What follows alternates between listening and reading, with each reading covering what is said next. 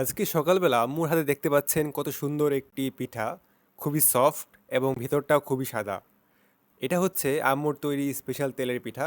আজকে খালামণি বেড়াতে আসাতে আম্মু সকালের ব্রেকফাস্ট হিসেবে এই তেলের পিঠা এবং এই পাটিসাপটাটা বানিয়েছিল।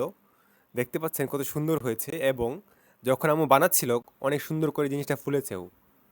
দেখতে পাচ্ছেন এইখানে এইভাবে বাদামি করে আম্মু এটিকে ভেজে নিয়েছে এবং পাশের চুলায় একই সাথে কিন্তু বসিয়ে দিয়েছে পাটিসাপটাটাকে।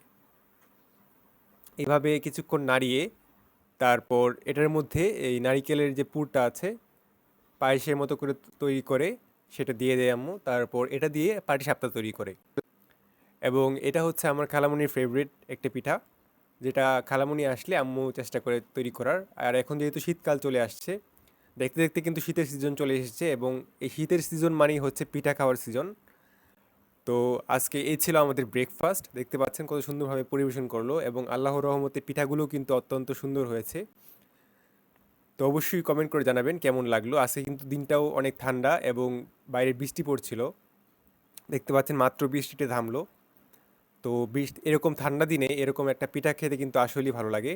এবং এটা হচ্ছে লাকি ব্যাম্বো, যেটা আমি গতকালকে লাগিয়েছিলাম ছাদ থেকে এনে। তো ভিউয়ার্স, আজকে এই ছিল আমাদের সকালের আয়োজন। অবশ্যই কমেন্ট করে জানাবেন আপনাদের কেমন লাগলো এবং এখানের কোন পিঠাটা আপনাদের ফেভারিট। আজকের মতো এই পর্যন্তই। সকলে ভালো থাকবেন। আল্লাহ হাফেজ।